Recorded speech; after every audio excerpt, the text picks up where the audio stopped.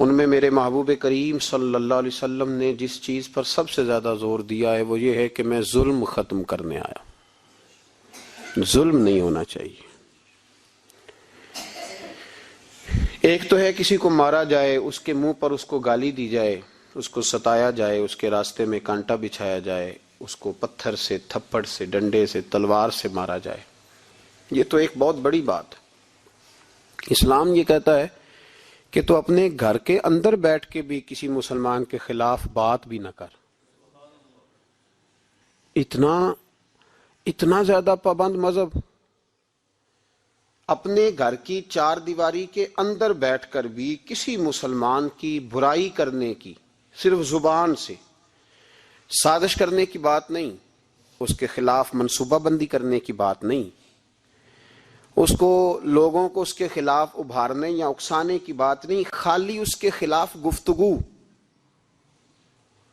اور وہ والا عیب جو اس میں پایا جاتا ہے، وہ عیب جو اس میں موجود ہے، وہ عیب بھی تجھے گھر کے اندر بیٹھ کر نجی اور ذاتی محفل میں بھی بیان کرنے کی اسلام اجازت نہیں دیتا. اور اسلام نے اس کو غیبت کا نام دیا. اور میرے نبی پاک صلی اللہ علیہ وسلم نے فرمایا یہ فعل کہ تو گھر کے اندر بیٹھ کر کسی کی عزت کے بارے میں بات کرے، سمجھ لے تو نے زنا سے بھی برا کام کیا. یہ بدتر ہے زنا سے بھی. یہ جو زیادتی اور ظلم ہے نا میرے بھائی، اس کو اسلام نے اس قدر زیادہ ناپسند کیا اور اس پر اسلام نے اس قدر زیادہ احکامات بیان کیے. میرے نبی کریم صلی اللہ علیہ وسلم نے فرمایا قیامت کے دن اللہ مظلوم کے ساتھ ہوگا. اللہ کس کے ساتھ ہوگا؟ قیامت کے دن اللہ مظلوم کے ساتھ ہوگا.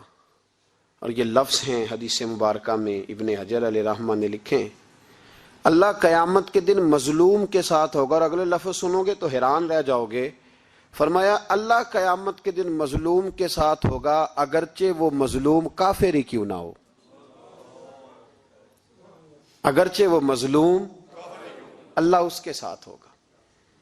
اللہ قیامت کے دن مظلوم کے ساتھ ہے، اگرچہ وہ والا رٹا نہیں کہ میری برادری کا ہے تو میں نے سپورٹ تو کرنی ہے نا. ہم تو ظالموں کے ساتھ ہوتے ہیں. ہمارے دیہاتوں میں رواج ہے کہ نوجوان کسی کی عزت پر ہاتھ ڈالتا ہے، کسی کی بیٹی کو بھگا کے لاتا ہے تو اس کے دوست اس کی مدد کرنا فریضہ سمجھتے ہیں، اس کو سپورٹ کیا جاتا ہے، اس کو رہنے کو جگہ دی جاتی. ہم یہ نہیں دیکھتے کہ وہ چوک میں لڑائی ہوئی ہے اور ہمارے بچے کی کسی کے ساتھ پٹائی ہوئی تو ہم تو بندوقیں، ڈنڈے، کلاڑیاں اٹھا کے چلے جاتے ہیں. وہاں جا کے تحقیق پہ پتہ چلتا ہے کہ ظلم تو ہمارے بچے کا ہے. تو پھر مدد کس کی کرنی چاہیے تھی؟ ہم کس کی کرتے ہیں؟ میرے نبی کریم صلی اللہ علیہ وسلم کو اپنی امت سے بڑا پیار ہے، حضور کو بڑی محبت ہے. فرمایا قیامت کے دن لوگ اپنے اپنے ممبروں پہ بیٹھیں گے پر میں سجدے میں گر کے اپنی امت کی دعائیں مانگوں گا. قیامت میں جو بچے گا وہ میرے نبی پاک کی برکت سے بچے گا. لیکن رسول کریم علیہ الصلوۃ والسلام نے فرمایا ظلم کر کے نہ آنا، تمہاری باقی کمیوں پہ میں پردے ڈلوا دوں گا. ظلم کر کے نہ آنا. امام بہقی روایت لائے ہیں، محبوب پاک نے فرمایا میرے امتی نے کسی ذمی کافر کے ساتھ اگر زیادتی کی، وہ ٹیکس دیتا تھا، جزیہ دیتا تھا، ذمی کافر تھا، اور میرے امتی نے اگر اس کے ساتھ زیادتی کی تو نبی پاک صلی اللہ علیہ وسلم فرماتے ہیں میں قیامت کے دن اس کافر کے ساتھ مل کر اپنے امتی پر اللہ کی بارگاہ میں مقدمہ دائر کروں گا. میں خود مقدمہ دائر کروں گا. یہاں ظلم کی آندھیاں چلتی ہیں، طوفان چلتے ہیں، لوگ دوائیوں میں ظلم بیچتے ہیں، لوگ تعلیم کے نام پر ظلم کرتے ہیں، لوگ خیر کے نام پر ظلم تقسیم کرتے ہیں. یہاں اللہ اکبر ایسے ایسے رنگ دیکھنے کو ملتے ہیں. اب بنے گا کیا؟ کیا ہر زینب اسی طرح تڑپ کے چلی جائے گی؟ اس کا رزلٹ کیا نکلے گا؟ ہمارے یہاں تو نمبر گیم چلتی ہے. سیاستدان شعر لکھ کے لاتے ہیں، وہ ٹی وی پہ بیٹھ کے ایک دوسرے کو نیچا دکھانے کی کوشش کرتے. ساری سیاسی جماعتوں کے سربراہوں کو وہاں ہونا چاہیے تھا کہ نہیں ہونا چاہیے تھا؟ کیوں نہیں بولتے آپ لوگ؟ آپ کب بولیں گے؟ ابھی بھی وقت نہیں ہے آپ کے بولنے کا. ان کو وہاں ہونا چاہیے تھا کہ نہیں ہونا چاہیے تھا؟ یہ آپ کے نمائندے، ان کو ہونا چاہیے تھا وہاں. میرے نہیں ہیں، اللہ جانتا ہے، ایک بھی نہیں ہے ان میں سے. سوال ہی نہیں پیدا ہوتا. ہمارے یہ نمائندے ہوں گے؟ سوال ہی نہیں پیدا ہوتا. ہمارے نمائندے نہیں ہیں یہ، آپ کے بھی نہیں ہیں. بس تھوڑا سا وقت اور رہ گیا ہے، پھر انشاءاللہ سارا پاکستانی سمجھدار ہو جائے گا. یہ کسی کے بھی نہیں ہے. میرے بھائی، نمبرنگ ہو رہی ہے. میں رات گجرات میں تھا تو میں کہہ رہا تھا کہ ایک صاحب کہنے لگے مجھ سے وہاں کے پنجاب کی حکومت کو ریزائن کرنا چاہیے تھا کہ نہیں کرنا چاہیے تھا. تو میں نے کہا ریزائن وہ کرتے ہیں جن کے اندر کو تھوڑا بہت شرم کا مادہ ہوتا ہے. یہ لوگ ریزائن کریں گے؟ یہ کیسے کر سکتے ہیں؟ اور پھر ریزائن صرف ان کو نہیں کرنا چاہیے تھا. میری تو دعوت یہ ہے کہ ہر سیاسی جماعت ریزائن کرے. ہم اس ملک میں سیاست نہیں کریں گے. مذہبی جماعتیں تبلیغ کرنا بند کر دیں. پیرانے عظام گدی نشینیاں چھوڑ کے باہر نکلیں. یہ جو ہر چوک اور ہر چوراہے میں لوگ نصیحتوں کا بازار گرم کر کے کھڑے ہیں، یہ چھوڑ دیں. کیا اثر ہے تمہاری تبلیغوں کا؟ کیا مل رہا ہے قوم کو؟ تمہاری گدیاں کیا تزکیہ نفس کر رہی ہیں؟ اور ہر اس آدمی پہ مقدمہ ہونا چاہیے جس کے موبائل میں گندی فوٹو ہے. ہر وہ آدمی مجرم ہے جو گند دیکھتا ہے، گند آگے تقسیم کرتا ہے. ایسے ہی ایک دو آدمی کا نام لگا کے چپ کر گئے ہو. صبح قیامت کے دن اس زینب کے خون کے حساب میں مجھے بھی پوچھا جائے گا اور آپ کو بھی پوچھا جائے گا. ہر ایک آدمی دوسرے پہ بوجھ ڈال کے خاموش ہو جاتا ہے. حکومت نے غلط کیا. حکومت بنوائی کس نے تھی؟ کس نے ووٹ دیا تھا؟ برابر کے شریک ہیں ان کے جرموں میں جو ان کو ٹھپے لگاتے ہیں. چپ کر جاتے ہو تنقید کر کے. حضرت سیدنا امام مالک رحمت اللہ علیہ فرمایا کرتے ظالموں کا مددگار بھی ظالم ہوتا ہے. تو ان کو ٹھپے لگانے والا ظالم نہیں ہوتا؟ وہ نہیں مددگار ظالموں کا؟ ابھی تک لوگ کہہ رہے ہیں مولانا آپ سخت جملے کہتے ہیں، آپ سخت جملے کہتے ہیں، آپ بچیں. میں نے کہا تمہیں پتہ نہیں نا، تمہیں خبر نہیں، تم اس زیادتی کا شکار نہیں ہو، تمہیں کیا پتا. میرے ایک چچا کا بیٹا تھا، اکلوتا تھا. وہ رستے میں جاتے ہوئے کسی کی گولی کا شکار ہو گیا. میں تھانے گیا پرچہ کٹوانے. طالب علمی کا زمانہ تھا. جب میں گھر سے نکلا تھا تو میری جیب میں 2 روپے تھے. میرے تو ابا جی بڑی دیر پہلے انتقال کر گئے. چچا کی یہ حالت تھی کہ وہ بیچارے اٹھنے کے قابل نہیں رہے. ایک بیٹا تھا. اور میں جب تھانے گیا تو میں نے پرچہ کاٹنے والے سے کہا کہ قتل ہو گیا ہے، پرچہ کٹوانا ہے. اور ڈاکٹر یہ کہتا ہے، ڈاکٹر یہ مسیحا بنے پھرتے ہیں قوم کے، وہ کہتا ہے لاش کو ادھر رکھو اور پہلے پرچہ کٹوا کے لاؤ، پھر پوسٹ مارٹم کریں گے. اس نے بھی ایک ٹیلی فون کرنا گوارا نہیں کیا. یہ سارے ظالم ہیں الا ماشاء اللہ. یہ سب کٹہروں میں آئیں گے. ان سب کو حساب دینا ہے. ان کی گودوں میں بیٹھنے والے مولوی اور پیر سب سے پہلے وہ لٹکائے جائیں گے. سب سے پہلا نمبر ان کا ہے. میں نے جا کے کہا پرچہ پہلے پرچہ کٹواؤ پھر پوسٹ مارٹم شروع. میں نے کہا پرچہ، تو پولیس والا مجھے کہنے لگا ایک پینسلوں کا ڈبہ لاؤ. یہ نمائندے ہیں ہمارے، یہ ہماری حفاظت کرنے پہ ہیں. تم نے خود اپنے لیے پولیس بنائی ہے. زینب کا چچا کہتا ہے جب میں تھانے گیا تھا پرچہ کٹوانے تو مجھے پولیس والے کہتے تھے اگر مالٹے ٹھنڈے ملتے ہیں تو لے کے آ. اور زینب کا چچا کہتا ہے کہ وہ مجھے کہتے تھے کہ جا نیسلے کی 2 بوتلیں لا، پانی پینا ہے. اس ملک پہ بسنے والوں کا کوئی وارث نہیں، کوئی نہیں ان کا والی وارث. اور کہتے ہیں کوڑے میں پڑی لپٹی ہوئی خون سے لاش. اور مجھے پولیس والے کہتے ہیں فلانے نے لاش ڈھونڈی ہے، اسے تو پہلے 10,000 دے لے. میں ظالم ہوں، آپ ظالم ہیں. جنہوں نے ان ظالموں کو اپنا سپہ سالار بنایا ہے. تیاری کر رہو اللہ کے حضور. میں نے پوچھا رب کریم سے مولا تو بتانا رزلٹ کب نکلے گا؟ تو رب کریم نے فرمایا دنیا تو غافل ہو سکتی ہے، ولا تحسبن اللہ غافلا عما یعمل الظالمون. کر جا کے سورۃ ابراہیم کی آیت نمبر 42 پڑھو. رب فرماتا ہے اللہ غافل نہیں ہے ان لوگوں سے جو دنیا میں ظلم کر رہے ہیں. اللہ ظالموں کے کاموں سے غافل. تو پھر مولا رزلٹ کیا ہے؟ فرمایا انما یؤخرہم لیوم، اللہ نے ایک دن کے لیے یہ فیصلے رکھے ہوئے، رب روز عدالت نہیں لگائے گا، اللہ نے ایک دن رکھا ہوا ہے۔ تشخص فیہ الابصار، فرمایا میں ظالموں کو اس طرح لٹکاؤں گا کہ لوگوں کی آنکھیں کھلی کی کھلی رہ جائیں گی۔ میں ظالم کو، رب کریم فرماتا ہے مجھے کوئی غافل نہ سمجھے، وقت آنے والا ہے، وقت آنے والا ہے۔ حضرت وہب ابن منبہ رحمت اللہ تعالی علیہ فرماتے ہیں، آپ فرماتے بنی اسرائیل کے اندر ایک بادشاہ بڑا ظالم تھا، اس نے محل تعمیر کرنا شروع کر لیا، محل بن رہا ہے، محل کے بیچ ایک جھونپڑی آ گئی، کٹیا ایک بوڑھی عورت کی، تو بادشاہ نے اس بی بی سے کہا کہ یہ کٹیا، یہ جھونپڑی دے دو،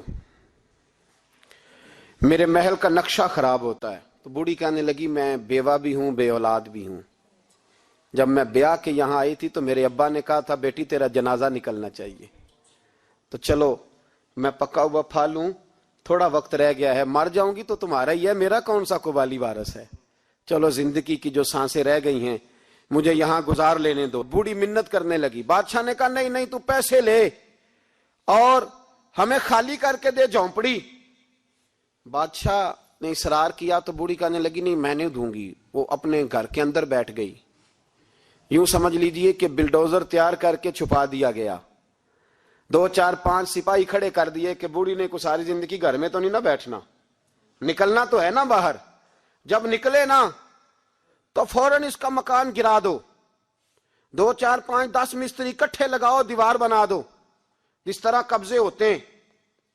بوڑھی کچھ دیر تو چمٹی رہی گھر کے ساتھ، پھر اس کو نکلنا بھی تھا، جب اس نے سمجھا کہ امن ہو گیا ہے پھر وہ بوڑھی باہر نکلی، اور جب وہ گئی باہر چند گھنٹوں کے بعد واپس آئی تو جھونپڑی گری ہوئی تھی، گھر کی چھت کے تنکے ہواؤں کے ساتھ بکھرے ہوئے تھے، نیا مکان بن گیا۔ وہاب ابن منبہ علیہ رحمہ فرماتے اس بی بی نے جو دعا مانگی تو عرش فرش ہلنے لگے، زمین کانپنے لگی۔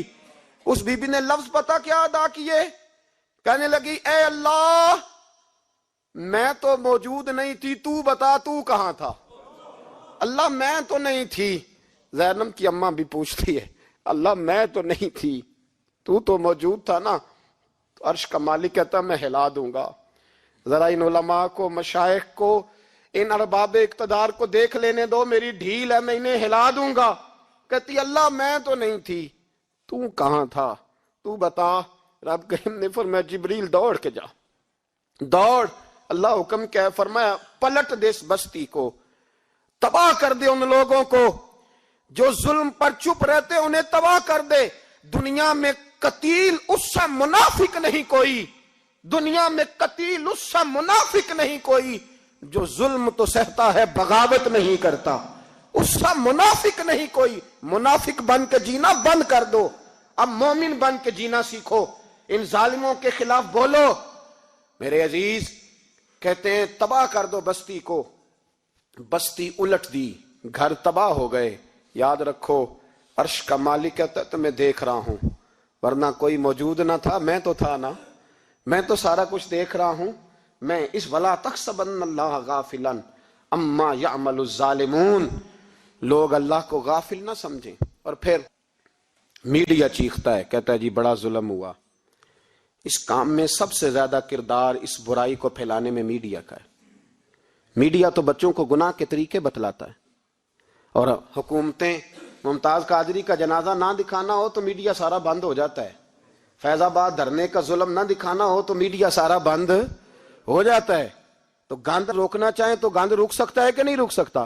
یہ پابندی، یہ ٹیکنیکلی زمانہ ہے، اگر یہ بند کرنا چاہیں تو ہر چیز اپنی جگہ پہ بند ہو سکتی ہے کہ نہیں؟ بولیں۔ لیکن ہم تو روئیں گے نا، فیس بک پہ تصویر لگائیں گے زینب کے ساتھ ظلم ہوا، تو تیری تو امام والی دکان پہ گندی فوٹو لگی ہوئی ہے، تیرے تو موبائل میں سارا گند ہے۔ اس گند کی ترویج و اشاعت میں تو میں اور آپ شامل ہوتے جا رہے ہیں، گند تو پرموٹ ہو رہا ہے، اسی سے تو لوگوں کے جذبات ابھرتے ہیں۔ ابا جی کہتے ہیں مجھے اعتبار ہے، مجھے اعتبار ہے بیٹی پہ۔ یہ کیا تماشا ہوا اعتبار کا؟ یہ کیا بات ہوئی؟ اعتبار کس کو کہتے ہیں؟ حضرت جنید بغدادی رحمت اللہ تعالی علیہ، آپ سے کسی نے پوچھا، میں تھوڑے دن پہلے، مجھے گجرات یونیورسٹی کے کچھ طالب علموں نے دعوت دی، کچھ اساتذہ نے کہا کہ یہاں سیرت سیمینار ہے، آپ آئیں۔ سیالکوٹ میں جو کیمپس ہے، میں وہاں جب پہنچا تو میں نے کہا یار یہ صرف لڑکے ہونے چاہیے۔ کہنے لگے اتنے بولے مولوی تقریر کرتے ہیں لڑکیوں میں تو آپ، تو میں نے کہا یار مجھے دکھیا نو سمجھ لو، میں پرانے خیالات کا ہوں، اور ویسے بھی میرے لیے مولوی حجت نہیں، میرے لیے رسول اللہ کا دین حجت ہے، تو آپ پردہ کرائیں۔ خیر انہوں نے مہربانی کی، کوئی پارٹیشن ہو گئی۔ جب میں پہنچا تو شاید 1.5 منٹ لگا ہو مجھے گیٹ سے ہال میں جانے تک، لیکن وہاں جو بچے اور بچیوں کا میں نے حال دیکھا تو میں دعا مانگ رہا تھا، اے اللہ تو اس قوم پہ فضل فرما، اس قوم پہ۔ ابا جی کہتے مجھے اعتماد ہے، نابینا سے ابھی ہیں عبداللہ ابن مکتوم رضی اللہ تعالی، وہ آئے ہیں تو نبی پاک صلی اللہ علیہ وسلم نے فرمایا عائشہ پردہ کر لو، تیرے گھر میں بسنے والی بی بی سیدہ عائشہ سے بھی پاک ہے، تیری بیٹی حضرت عائشہ صدیقہ سے بھی زیادہ حرمت والی ہے۔ نبی پاک نے فرمایا عائشہ پردہ کرو، حضور وہ نابینا ہے۔ فرمایا تمہیں تو نظر آ رہا ہے نا، تیرا اعتبار یہاں سے بھی زیادہ بڑھ گیا ہے۔ حضرت جنید بغدادی سے کہا حضور ہمیں قرآن شریف پڑھا دیں، آپ نے فرمایا درمیان میں عورتیں پردہ ڈالیں پھر پڑھاؤں گا۔ کہا حضور قرآن پاک ہی پڑھانا ہے؟ تو حضرت جنید فرمانے لگے پڑھانے والے حسن بصری ہو اور پڑھنے والی رابعہ بصری ہو اور درمیان میں قرآن پڑھا ہو، پھر بھی میں انہیں بغیر پردے کے پڑھنے کی اجازت نہیں دیتا۔ یہاں تو حال ہی کوئی نہیں، اس گند کو روز پرموٹ کرتے ہو، نوجوانوں کے جذبات بکھرتے ہیں اور بپھرتے ہیں، اور پھر اس کے بعد کہتے ہو کہ آگ نہ لگے۔ یہ کیسے ہو سکتا ہے؟ تم نے خود آگ لگائی ہے چمن میں اپنے، بے سبب گردش ایام کو الزام نہ دو، تم نے خود نور کا ظلمت سے کیا ہے سودا، کر کے توہین سحر شام کو الزام نہ دو۔ او بھائی یاد رکھو، جب تک یہ گند رہے گا فحاشی اور عریانی رہے گی۔ انڈیا کے اندر زیادتی کے واقعات زیادہ ہیں پاکستان کی نسبت، کیوں؟ اس لیے کہ گند زیادہ ہے، فحاشی اور عریانی۔ اسلام نے تو نظر تک پر پابندی لگا دی، کہا اپنی نظر بھی مومن جھکا کے رکھے، جو چیزیں سبب بن سکتی ہیں ان پر بھی پابندی لگا کے رکھی۔ ہم توجہ ہی نہیں کرتے، خیال ہی نہیں ہے، اس کو پرموٹ کیا جاتا ہے۔ اور سب سے دوسری بڑی وجہ یہ ہے کہ مجرم کو سزا نہیں ملتی، مجرم کو سزا بولیے، وہ چھوٹ گیا نا سرے عام ایک بڑے آدمی کا بیٹا قتل کرنے والا، چھوٹ گیا نا، وہ جس نے سرے عام ایک سپاہی کانسٹیبل کو کچل دیا تھا، وہ بچ گیا نا، آ گیا نا باہر۔ ریمنڈ ڈیوس کئی گولیاں مار کے بچ گیا نا۔ جب مجرم کو سزا نہیں ملتی تو پھر گناہ بند۔ میرے رسول پاک صلی اللہ علیہ وسلم نے قانون دیا، قانون، ایک عورت نے چوری کی، اس کے حضرت سیدنا اسامہ بن زید حضور کے محبوب صحابی سفارشی بن کے آئے، حضور تھوڑی لچک دے دیں۔ نبی پاک نے فرمایا سنو، میری بیٹی فاطمہ بھی چوری کرتی تو میں ہاتھ کاٹ دیتا۔ مجرم کے لیے سزا ضروری ہے، مجرموں کو سزا ملے گی تو حالات بہتر ہوں گے۔ کہتے ہیں سرے عام پھانسی لگاؤ، کہتے ہیں قانون میں گنجائش نہیں۔ تمہارے لیے قانون روز بدل جاتا ہے۔ جب مطالبہ کیا گیا نا کہ سرے عام جاگ رہے ہیں آپ لوگ کہ سو گئے؟ جی چلے میں دعا کرتا ہوں اللہ کرے میری قوم جاگ جائے، آمین تو کہہ دیں، اللہ کرے آپ لوگ جاگ جائیں اور جاگتے رہیں۔ اعلیٰ حضرت نے فرمایا تھا، مشورہ دیا تھا، سونا جنگل رات اندھیری چھائی بدلی کالی ہے، سونے والوں جاگتے رہنا کیونکہ چوروں کی رکھوالی ہے۔ سونا جنگل رات اندھیری چھائی بدلی کالی ہے، سونے والوں جاگتے رہنا، چوروں کی رکھوالی ہے۔ کہا گیا سرے عام پھانسی دو تو کہنے لگے آئین میں گنجائش نہیں چوک میں پھانسی دینے کی، اور تمہاری ضرورت پڑے تو آئین میں ترمیم ہو جاتی ہے۔ تو آج زینب کو ضرورت پڑی ہے تو کیوں ترمیم نہیں ہو سکتی؟ آج ایک غریب مظلوم ماں کو ضرورت پڑی ہے تو ترمیم کیوں نہیں ہو سکتی؟ انہیں چوک میں پھانسی دو، انہیں لٹکاؤ، انہیں کاٹ کر کتوں کے آگے ڈالو تاکہ ہر ایک کی بیٹی محفوظ رہ سکے۔ اور وہ زینب کسی اور کی بیٹی نہیں، وہ میری بیٹی ہے، وہ میری بیٹی ہے۔ کبھی 6 سال کی بیٹی سینے پہ لٹا نا اور پھر اس باپ کا درد محسوس کر، تجھے اندازہ ہو کہ بیٹی تو بیٹی ہوتی ہے۔ حاتم تائی کی بیٹی ننگے سر دربار رسالت پہ آئی تو میرے نبی پاک نے چادر دی۔ سلمان فارسی کہنے لگے سونیا کافر کی بیٹی ہے، تیری پاک چادر ہے، میں اپنی نہ دے دوں؟ تو حضور نے فرمایا سلمان چپ کر جا، بیٹیاں سانجھی ہوتی، بیٹیاں سانجھی ہوتی ہیں، چپ کر۔ کافر کی بیٹی صحیح بیٹی تو ہے نا، اور بیٹیاں تو سانجھی ہوتی ہیں۔ یہاں اتنا ظلم اور اتنا حشر ہو گیا، اور کہتے ہیں پتہ نہیں چلا۔ دیکھتے ہیں، کرتے ہیں، سنتے ہیں۔ یاد رکھو ظلم کبھی مٹا نہیں کرتا، ظلم کبھی۔ اس لیے زینب بھائی، زینب تو میری بیٹی ہے، زینب تو تیری بیٹی ہے، زینب تو امت کی بیٹی ہے، زینب تو پاکستان کی بیٹی ہے، زینب تو ہر اس شخص کی بیٹی ہے جو کسی بھی بچی کا باپ ہے، جو کسی بھی بچے کا باپ ہے، وہ ملت کی بیٹی ہے۔ اس لیے وہ دکھ کسی ایک کا نہیں، وہ سب کا برابر کا ہے۔ بس یاد رکھو اس معاشرے میں پہلی بات یہ کہ اس گند پہ، بے حیائی پہ کنٹرول۔ دوسری بات یہ تدارک عرض کر رہا ہوں، مجرم کو سزا ملے۔ اگر پرانے مجرموں کو سزا ملتی تو کبھی بھی دوبارہ جرم کی کسی کو ہمت۔ حضرت عمر کے زمانے میں جرم کیوں بند ہوئے تھے؟ اس لیے کہ وہ سرے عام کوڑے مارتے تھے، ان کا درہ لٹکتا تھا، وہ کسی کو گنجائش نہیں دیتے، کسی کو گنجائش۔ گورنر کا بیٹا بھی زیادتی کرتا تو چوک میں کھڑے ہو کے درے مارتے۔ فرماتے لوگوں کی ماؤں نے انہیں آزاد پیدا کیا، تم نے کیسے غلام بن لیا؟ یہاں جب قانون بدلتا ہے اور پھر شکوہ ہے، ہمیں غریب آدمی نے تو پرچہ درج کرانا ہو تو اس کو تو چودھری صاحب بھی وقت نہیں دیتے، اس کو تو چودھری صاحب بھی کہتے ہیں گڈی کرائی یا پیسے ہے نہیں تھانے جانے دے، اتنے پیسے لگ دیں۔ ظالموں ڈرو اللہ تعالیٰ سے، ڈرو۔ اور غریب آدمی چلا جائے تھانے تو اس کو پولیس والا پوچھتا ہے، وہ کہتا ہے کس طرح ہوا تھا، کس طرح کر کے ہوا، تفصیل بتا۔ اور پھر وہ دو کہتا ہے تو جا، ابھی میں کوشش کرتا ہوں، میں پہلے ان کو فون کرتا ہوں مجرموں کو، پھر اس کے بعد تیرا۔ اور تگڑے آدمی پہ درخواست آ جائے کبھی تو اس کو فون کر کے پوچھتے ہیں چودھری صاحب کی کرنا ہے پرچے دا؟ پھر وہ خود فون کرتے ہو۔ یہ امیر کے لیے قانون اور ہے اور غریب کے لیے اور ہے، یہ کس طرح ہو سکتا ہے؟ میرے نبی کریم صلی اللہ تعالی علیہ وسلم نے انصاف کی فراہمی چھوٹے بڑے کے لیے ایک رکھی، اور یاد رکھو حساب تو دینا ہے۔ حساب بول کے بتائیے، حساب جو زیادتی کرے گا اس نے حساب اور دینا پڑے گا۔ یہاں نہیں دو گے تو وہاں دو گے، حساب تو بہرحال اس مجرم نے تو دینا ہے۔ لیکن ارباب اقتدار نے بھی، حضرت عمر فرمایا کرتے تھے میرے دور میں کتا بھی پیاسا مر گیا تو حساب میں نے دینا ہے، چونکہ میری حکومت تھی، کتے کو پانی ملنا چاہیے تھا، اس کے دروازے تک پانی پہنچنا چاہیے تھا، حساب تو دینا ہے۔ ہر اس شخص نے جو سوشل ہونے کا دعویٰ کرتا ہے، جو معاشرے میں کسی بھی طرح کا کوئی کردار ادا کر رہا ہے، اس نے بہرحال حساب، یہ مشترکہ معاملہ ہے۔ اس میں ارباب اقتدار کا تو اشر ہوگا، وہ تو دنیا دیکھے گی، لیکن باقی بھی اپنی ذمہ داری کا احساس کریں، باقی بھی خیال کریں۔ سنو اور یاد رکھنا اس بات کو، غور کریں کہ میری طرف دیکھیں میرے بھائی۔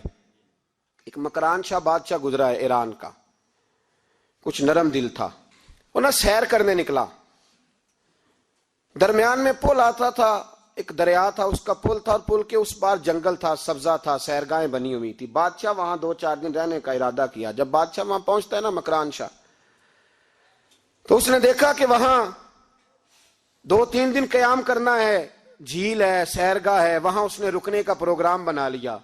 بادشاہ تو علیحدہ اس کے لیے رہائش تھی، سپاہی علیحدہ رہتے تھے۔ یہاں تو لوگ کہتے ہیں نا وہ پولیس کو ڈانٹتے ہیں، پولیس کو پوچھتے ہیں، او بھائی پولیس تو تمہارے ماتحت ہوتی ہے، پولیس تو سمجھ گئی ہے کہ تم کس طرح ان سے کام لیتے ہو، ان کو تو تم اپنے تحت رکھتے ہو۔ پولیس والے علیحدہ رہتے تھے، اس کے ساتھ جو سپاہی گئے ہوئے تھے، گن مین گئے ہوئے تھے۔ مکران شاہ سیر سپاٹے پہ رہتا تھا۔ ایک بوڑھی عورت تھی، اس کی ایک گائے تھی، وہ جنگل کے اندر بوڑھی رہتی تھی، گائے اس کی وہاں چرتی رہتی تھی۔ شام کو وہ گائے گھر لوٹتی، بوڑھی دودھ پی کے سو جاتی۔ سپاہی اس بوڑھی کے پاس آئے، کہنے لگے تیری گائے بڑی صحت مند ہے، ہمارے ہاتھ بیچ دے۔ بوڑھی نے کہا میرے بڑھاپے کا سہارا ہے، اس کا دودھ پی کے میں زندہ ہوں، بیچوں گی نہیں۔ وہی والا کام جو ہمارے ملک میں ہوتا ہے کہ قیمت کے ساتھ زمین دینی ہے کہ مفت دینی ہے۔ جب بڑے آدمی کو پسند آ جاتی ہے تو کہتے ہیں مول دینی ہے کہ مفت دینی ہے، دینی پڑتی ہے، غریب ہے کیا کرے، مجبور ہے، مظلوم ہے۔ کہا بوڑھی عورت سے سپاہیوں نے بیچ دے، کہا نہیں، کہنے لگے نہیں بیچے گی تو ہم لے لیں گے۔ اس عورت کی گائے زبردستی سپاہی ذبح کر کے کھا گئے۔ بوڑھی نے بادشاہ تک پہنچنا چاہا لیکن اس کو پہنچنے نہ دیا گیا، منع کر دیا گیا، اس کی رسائی نہ ہو سکی، غریب عورت تھی۔ جس دن مکران شاہ واپس آ رہے تھے نا سیر کر کے، پل سے گزر رہے تھے، تو کسی نے بوڑھی سے کہا کہ بادشاہ گزرے گا، وہ چھپ کے پل پہ بیٹھ گئی، اور مکران شاہ جب پل سے گزرنے لگے تو بوڑھی آگے آئی اور اس کے گھوڑے کی لگام پکڑی، ایسا جملہ کہا کہ مکران شاہ چکرا کے زمین پہ گرا، اور بوڑھی کہنے لگی مکران شاہ تیرے سپاہی میری گائے ذبح کر کے کھا گئے ہیں، تو بتا اس کا حساب اس پل پہ کھڑے ہو کے دینا کہ پل صراط پہ دینا ہے؟ بتا یہاں کھڑے ہو کے دے گا کہ وہاں کھڑے ہو کے دے گا؟ بول ارباب اقتدار، حکومت کے ایوانوں میں بیٹھنے والوں، بتاؤ زینب کا حساب قصور کے چوک میں کھڑے ہو کے دو گے کہ میدان محشر کے چوک میں کھڑے ہو کے دو گے؟ بتاؤ کہاں حساب دینا ہے، یہاں دینا ہے کہ وہاں دینا ہے؟ حساب تو بہرحال تمہیں دینا ہے، اس قوم کو اس کا حساب تو، زینب کا حساب تو دینا ہے، دینا پڑے گا، دیا جائے گا، پوچھا جائے گا۔ بتاؤ یہاں دینا ہے کہ وہاں دینا ہے؟ دینا تو پڑے گا، یہاں دو گے تو ہو سکتا ہے قیامت میں بچ جاؤ، اور اگر یہاں نہیں دو گے تو وہاں لٹکا دیے جاؤ گے، رسوا کیے جاؤ گے، پوچھا جائے گا۔ مکران شاہ چکرا کے گرا زمین پہ اور گر کے کہنے لگا بی بی میں وہاں حساب نہیں دے سکتا، دو دینا یہیں لے لے، جو لینا یہیں لے لے، آ جاؤ آ جاؤ، وقت ہے، گنجائش ہے، مہلت کے دنوں میں توبہ کر لو، پلٹ آؤ، اللہ کے حضور حاضر ہو جاؤ۔ اس معاشرے کو صفائی کی ضرورت پڑ گئی ہے، اس معاشرے میں ہر آدمی اپنا کردار ادا کرے، ظالم کے خلاف اٹھے، بے حیائی، فحاشی، عریانی، بدنگاہی، اس کے خلاف اٹھے۔ حضرت امیر معاویہ رضی اللہ تعالیٰ عنہ اپنے دور حکومت میں باہر نکلے، ایک بی بی با پردہ عورت برقعے میں گلی میں گھوم رہی تھی، برقع ڈال کے۔ حضرت امیر معاویہ دوڑ کے مسجد چلے گئے، رونے لگے، کہنے لگے صحابہ کے زمانے میں یہ عورتیں گلی میں آ گئی ہیں، ہمارے دور میں ہی آ گئی ہیں، کہیں اللہ کا قہر نازل نہ ہو جائے۔ حالانکہ وہ با پردہ تھی بی بی، یہاں تو بڑی ڈٹائی کے ساتھ فرنٹ سیٹ پہ بے پردہ عورت کو بٹھایا جاتا ہے اور دلیلیں دی جاتی ہیں کہ ہم پڑھ لکھ گئے، ایف ایس سی اور بی ایس سی ہماری تعلیم ہے، ہمارے پاس ابھی تازی تو کار آئی ہے، تو بتائیں نا کہ جو کار پہ بیٹھی ہے وہ کار کی مالکن ہے۔ یہاں تو ہر چیز کھول کے بیان کرنا لوگوں نے اپنے لیے ضروری سمجھ لیا ہے، اپنے کلچر کا حصہ بنا لیا ہے۔ خدا را فحاشی کے خلاف، بے حیائی کے خلاف، عریانی کے خلاف اٹھو اور اس پل کو باندھو۔ جب تک فحاشی رہے گی، عریانی رہے گی۔ پاکستان میں 10 کے قریب بچوں کے ساتھ روز زیادتی ہوتی ہے، یہ آپ کے قومی اخبارات کی آج صبح کی رپورٹ ہے۔ یہ تو وہ چیزیں ہیں جو کھل کے باہر آ گئیں، اور اس کے علاوہ جو بے حیائی کے اڈے کھلے ہوئے ہیں، نہ جانے ان کی تعداد کتنی ہے، کس قدر زیادہ ظلم ہو رہا ہے۔ میرے رسول پاک صلی اللہ تعالی وسلم نے فرمایا جب کوئی زنا کرتا ہے تو ایمان اس کے سینے سے نکل جاتا ہے اس کے سینے سے۔ آنکھوں پر پردہ ہونا چاہیے، کانوں پر پردہ ہونا۔ اور اگر زینب کے قتل کے بعد بھی کسی کے موبائل میں گندی تصویر ہے اور اس کے قتل کے بعد بھی بے حیائی کے گانے اس کے موبائل میں ہیں، تو پھر وہ رسم کے آنسو نہ بہائے، پھر وہ صرف 2 منٹ کے لیے آگے بڑھ کے مرثیہ خان نہ بنے، وہ پھر شاعر اور ادیب بننے کی کوشش نہ کرے، وہ پھر اپنے حصے کا جملہ لگا کر اپنے آپ کو فیس بک پہ ایکٹیو رکھنے کا تماشا نہ کرے۔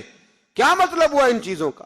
اگر ابھی بھی برائی کے خلاف نہیں اٹھنا، بے حیائی اور فحاشی کے خلاف نہیں اٹھنا، میرے عزیزو آخری بات سننا اور اس کو ہمیشہ یاد رکھنا۔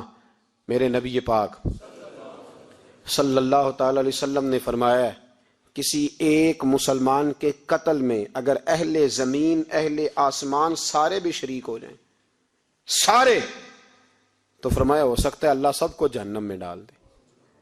اس لیے کہ جو قتل ہے نا، قتل ایک ہے زیادتی اور ایک ہے پھر اس کے بعد قتل۔ ایک انسان کا قتل انسانیت کا قتل، اتنا بڑا ظلم۔ اور یہاں تو اب قتل کی خبر آ جائے نا اخبار پہ تو اتنی دلچسپی والی رہتی نہیں، اتنے لوگ قتل ہو گئے کوئی حرج نہیں۔ یہ تو ہمارے ہاں تو کسی سیاستدان کی شادی کی خبر آئے گی تو وہ دلچسپی والی ہوگی، اس پر تبصرے ہوں گے، کمنٹس ہوں گے، ایک بندہ مر گیا ٹھیک ہے، غریب آدمی تھا، قتل ہو گیا، جان چھوٹی، معاذ اللہ، اس پہ کون توجہ کرتا ہے؟ یہاں تو ان کے میلے چھیلے تماشوں پر لوگ تبصرے کرتے ہیں، یہ جو کوئی نئی ایکٹنگ کر کے دکھاتے ہیں۔ مصطفیٰ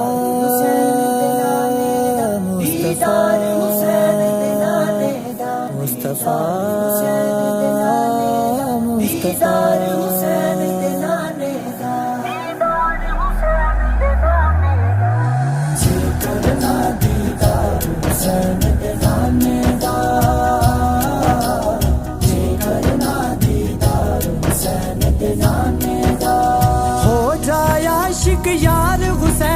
नाने